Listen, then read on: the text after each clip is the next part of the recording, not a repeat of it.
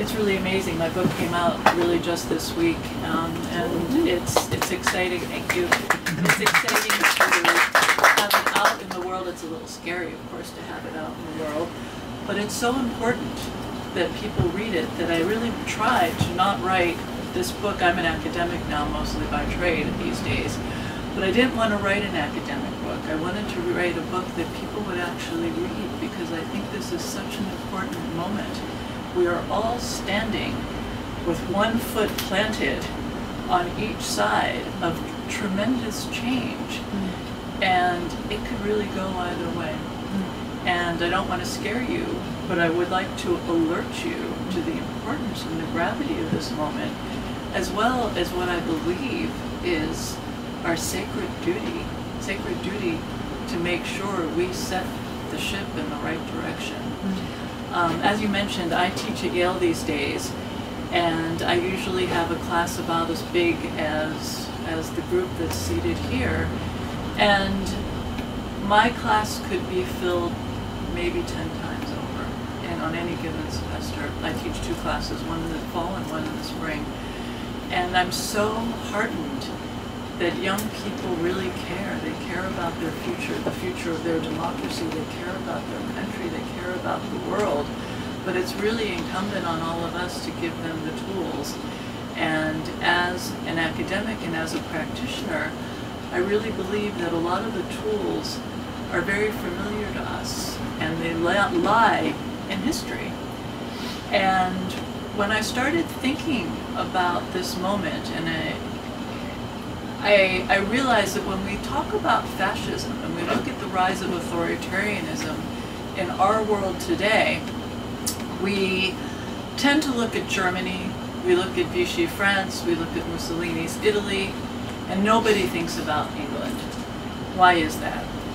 We think of England as really being the bulwark of our democracy, the leader of the democratic world, not one that was challenged in their democracy. But I think that was really the opportunity to go back, and it's incumbent on us to go back and to look at history and to look at what challenge our beliefs and to understand what there is that we have to learn from those beliefs.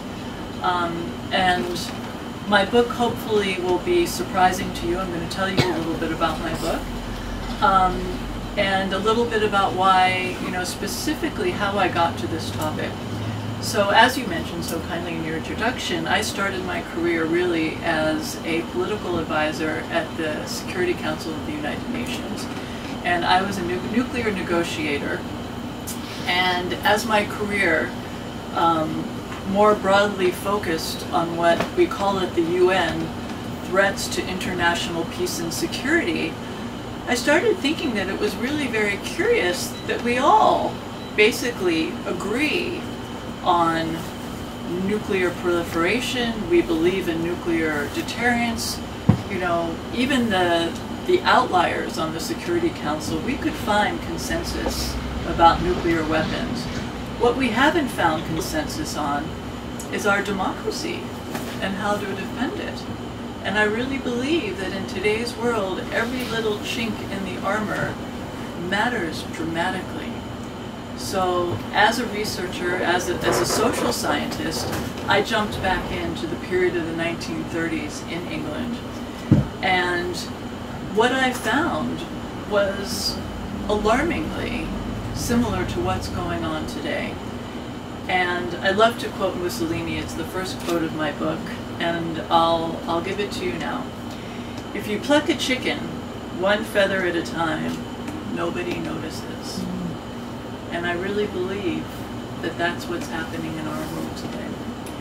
So this idea of a post-Second World War neoliberal democracy that rose from the ashes of the Allied defeat of Nazi Germany and was cemented by the fall of the Berlin Wall as the cornerstone of our Western tradition is currently under siege.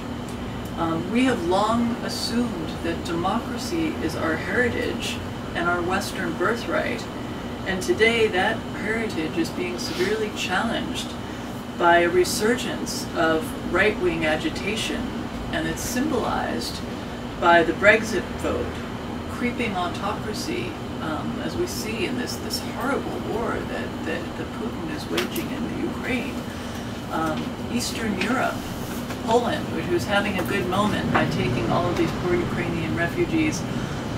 I hope they maintain their good record. The Hungary of Viktor Orban, debates about immigration in this country that we've never seen before, separating children at our southern border, attacks on democratic institutions such as the free press and free elections, and of course Donald Trump is president. My students love to ask me, and I'll head this question off right now, what my political position is. And what I like to say is that I believe in democracy, and I think we should all really be giving that a good think right now. So while historians are really looking at historical models of, as I mentioned, Germany or France or Italy, nobody looked in England. And what I found in England during the period of the 1930s is really quite alarming, and something I hope that we'll all think about when you read this book. There are many implicit parallels to England in the 1930s and today's world, and one of the most troubling of those is complacency and its repercussions.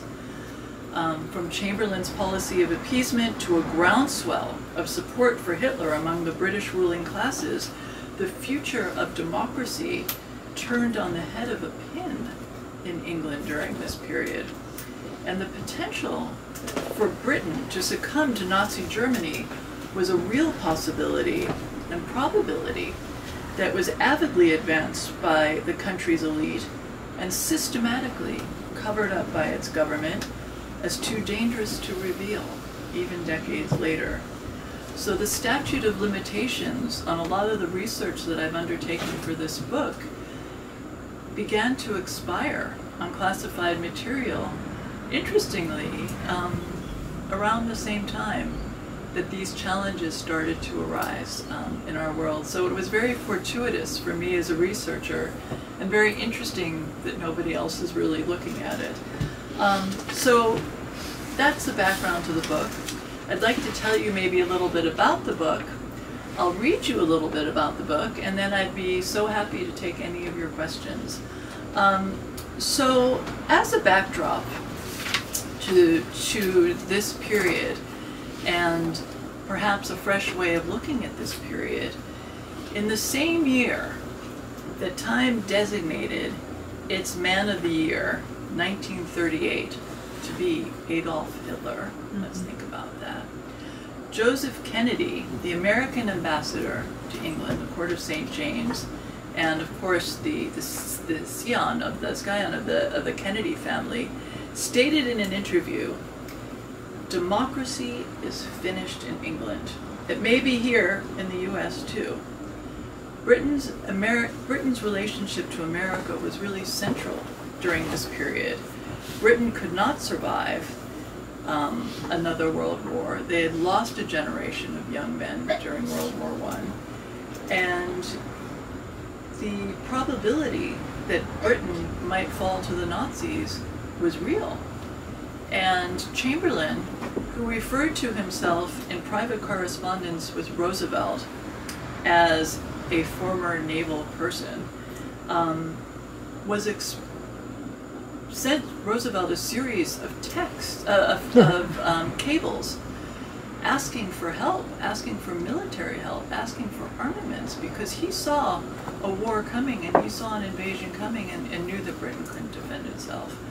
All of these cables were stolen by a cipher clerk in the US Embassy, a young guy named Tyler Kent, who worked with a fellow right-wing compatriot named Anna Wolkoff, a white Russian whose family owned a tea room in Kensington, if any of you know central London, where all of the right-wing supporters in England would gather at the time. And Anna Wolkoff persuaded Tyler Kent, the cipher clerk, to steal whatever he could, and he did. And all of these cables between Churchill and Roosevelt were passed to the Nazis, revealing just how weak militarily Britain was on the eve of the Second World War. So that's just one story to give you as backdrop. Another one, which people don't really think about that much, is anti-Semitism in the UK. Active anti-Semitism in Britain during the decade of the 1930s were frequently recorded by Jewish newspapers and almost never prosecuted. A special parliamentary debate on a wave of anti-Semitic incidents across London was called in July of 1936, and the MP for Hammersmith, one of the few outliers defending the Jewish communities in Britain, claimed that there would be pogroms in this country if action was not taken to support and defend the Jewish communities. Synagogues were vandalized in Leeds, Gateshead, Manchester, and many parts of London. The Gateshead synagogue alone was desecrated 2 or 3 times a week in 1935 and papered with posters urging "Down with the Jews."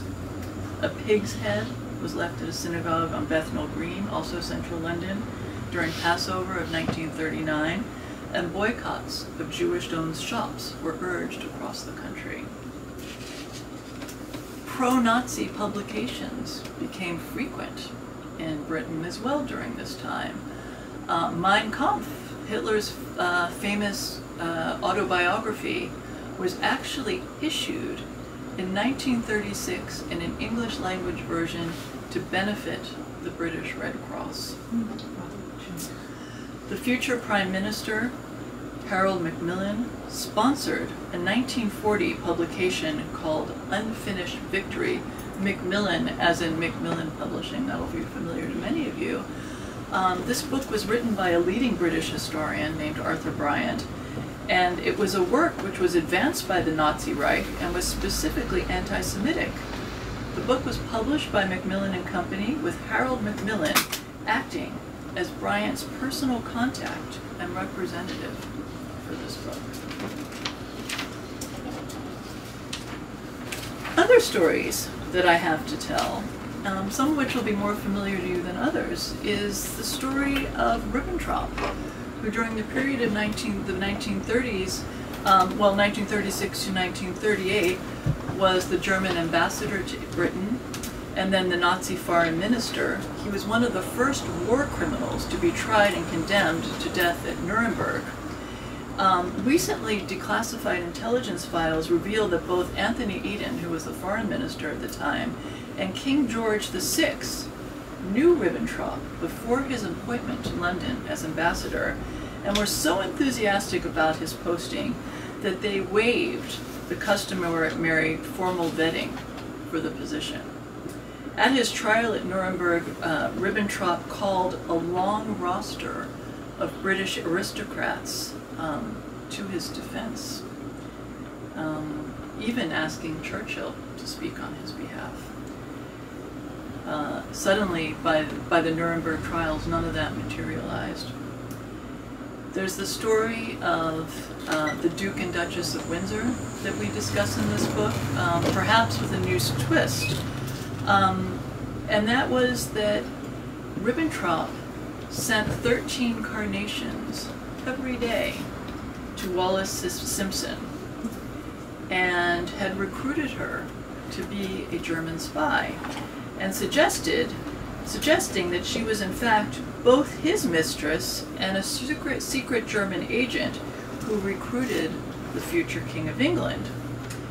While much has been written about the Duke and Duchess of Windsor, this book shows how Ribbentrop actually ran them both as intelligence assets and used his position to lure them to Spain in 1940, where Hitler made direct overtures to Edward to restore him as a puppet king to the throne once the Nazis succeeded in conquering Britain. Exactly what his position on this is unclear and controversial. We do know that Churchill found out about it and promptly sent the Windsors to the Bahamas to sit out the rest of the war, figuring this was about as far in the British kingdom as one could send them, and that they would be out of harm's way, you know, out of the way of harming Britain any further. We know a lot, and probably you've heard of the British Union of Fascists and Oswald Mosley, who was married to one of the Mitford sisters, Diana Mitford Mosley. Diana Mitford was married to Brian Guinness, the Guinness beer heir, and she left him and 2 small children to marry Mosley. Mosley, interestingly, had never actually met Hitler. It was her sister, Diana's sister, Unity Mitford, who I speak about quite a bit in the book, who introduced Oswald Mosley to Hitler. Hitler attended their wedding. The wedding of Mosley and Diana Mitford was held at the home of Magda and Joseph Goebbels, who you probably know as Hitler's Minister of Propaganda. Hitler actually attended their wedding, and then, you know, they were off back on their merry way back to England. But what I found in my research was that the British Union of Fascists was really just the tip of the iceberg in terms of fascist movements in Britain during this period. There were many different societies that were organized, mostly composed of aristocrats, and they ranged from a group who would assemble and function as a shadow government at Clifton House. You might remember Clifton House. It's where Meghan Markle and her mom stayed before she married Prince Harry. So alive and well, this house, with a long history. It was also the seat of the Perfumer affair some years later. But this house, owned at the time by Nancy Astor and her husband, she was an American, in fact. She was the first woman elected to the she was a member of the House of Parliament. They operated a fully right-wing agenda that supported this push for the British aristocracy to support, and the British ruling class to support Hitler's Germany. I mean, it's really quite remarkable. Another interesting organization that I found in my research and that I wrote about is a group called the Right Club. And the Right Club, I don't know if any of you saw, I wrote a piece about in the Wall Street Journal, 5 best books on British fascism, of which there are barely 5 best books to recommend. There's a book about the membership of the Right Club. This included the Duke of Wellington, the Duke of Westmoreland, the heads of all of the major banks in England, the heads of some of the major industrial companies. And this book of membership was considered to be the single most valuable asset of the membership of this club. It was so precious that it was, and so damning, the membership, that to this day, a friend of mine, a dear friend who I went to university with, runs a big think tank in London, and her principal patron, aside from the Queen, is the Duke of Wellington. And she wrote to me kind of tongue-in-cheek, and she said, well, I'd recommend that you submit the book for our Wellington Prize, but I don't guess that's going to go over too well. I know it really isn't going to probably go over too well. And I sent her my book. But the membership of the Right Club was so carefully guarded that it was kept underground until 1990, when it was acquired by the Wiener Library, which is the library in Russell Square in central London, dedicated to Holocaust and genocide studies. So that's where that lives these days. Unity Mitford. We know a lot about the Mitford sisters. So much has been written about how eccentric they were. But Unity Mitford met with Hitler, by her own reckoning, over 160 times. She was in love with Hitler, and I'm going to read you a passage today about Unity Mitford's love for Hitler. And what's really interesting about Unity, and you can't make this up, is that she was born, and this is her full name, Unity Valkyrie like the Wagnerian opera, Mitford, and she was actually born in Swastika, Ontario. So perhaps this was a calling that she would fall in love with Hitler. I mean, it sure feels that way. But what's very interesting is that the British government followed her. They maintained an intelligence file about Unity. They knew she was very close to Hitler, and I'm going to read you a bit about that in a second. But they never tried to use her as an intelligence asset.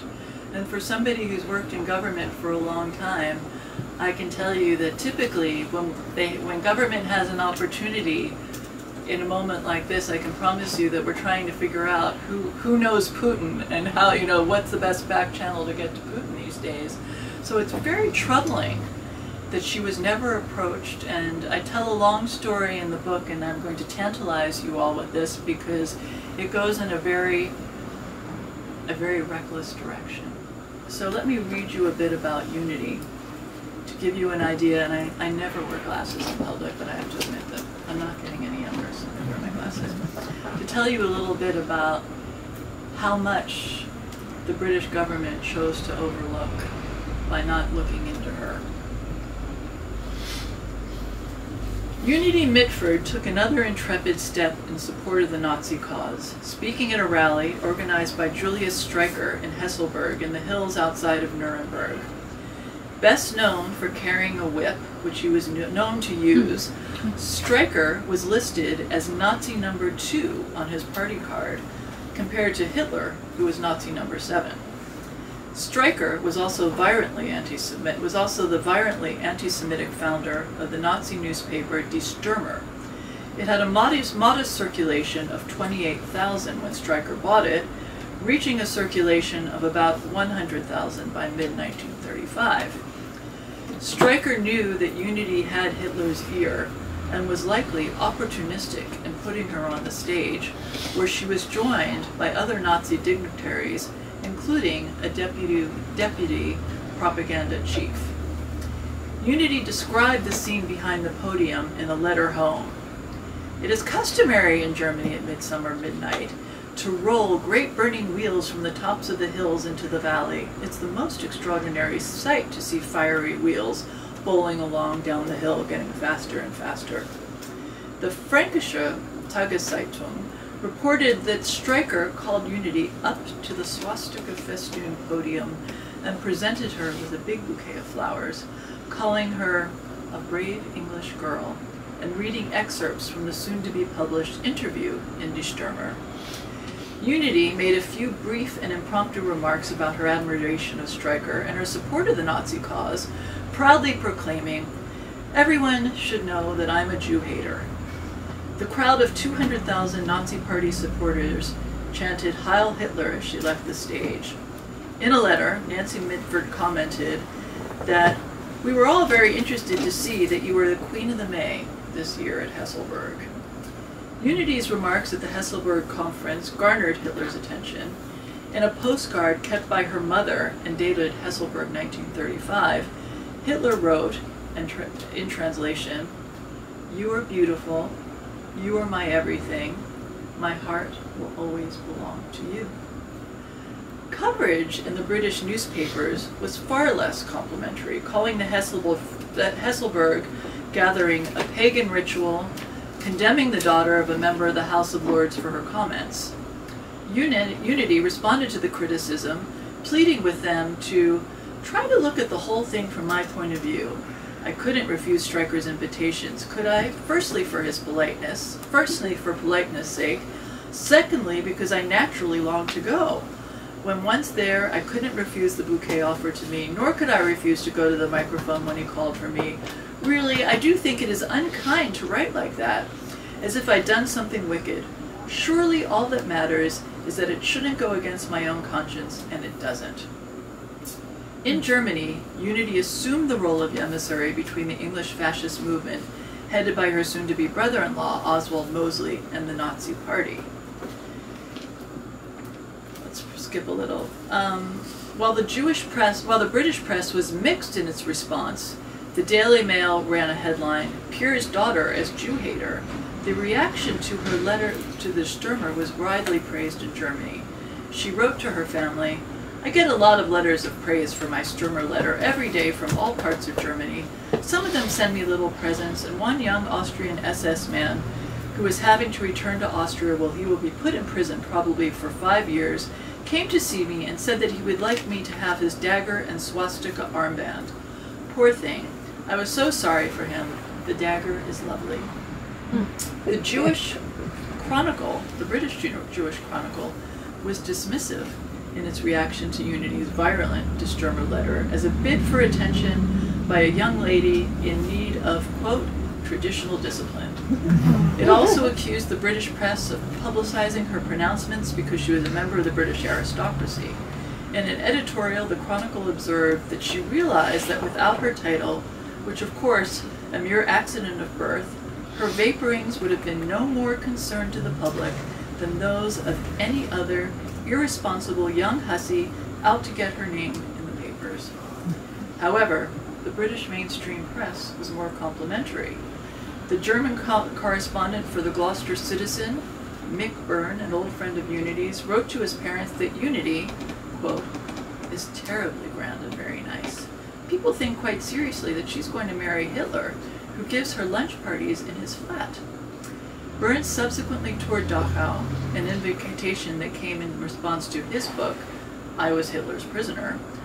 Byrne commented that the prisoners of Dachau, often Jewish as early as 1935, represented more of a threat to Germany than the brutal SS soldiers who guarded them. By her own account, Unity's proximity and intimacy with Hitler continued to increase after the events of the summer. In a letter to Diana, Unity recounted, "The Führer talked a good deal about the Jews and said that lately 10,000 have gone from Germany to Italy because there they can do good business in a way of profiteering. He's happy to be rid of them."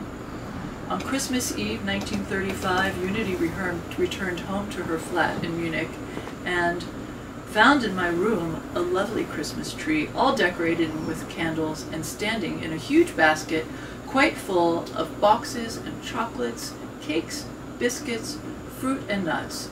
On it was a card with an eagle and a swastika printed on it saying, "Fräulein Unity Mitford, best Christmas and New Year's wishes sent from yours faithfully, Adolf Hitler."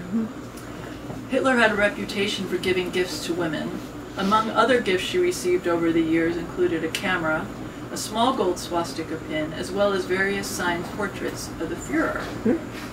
Unity's first biographer, David Price Jones, claimed he was given these items as he was writing the book about Unity. He was the first biographer. And Unity had left them with his father's papers. Alan Price Jones, an intelligence officer during World War II who immigrated to the U.S. after the war, donated the boxes of his personal papers and other memorabilia to the Beinecke Library at Yale University in 2012. Close and recent inspection shows that Unity's items were not there. In early January 1936, Unity wrote to Hitler's assistant, Gauleiter Wagner, for permission to visit Dachau. Wagner told her that women were generally forbidden to visit a concentration camp, but made an exception for Unity, her sister Diana, and the British journalist Mick Byrne. The Dachau camp had opened outside of Munich in 1933 for political prisoners. While some visitors foresaw the horrors that were to come at Dachau as early as 1936, Unity and Diana and their visiting crew did not register any discomfort. The sudden death of King George V on January 20th, 1936, and the accession of his oldest son, Edward VIII, a rumored German sympathizer, provided an important bridge for the Nazi sympathizers in England.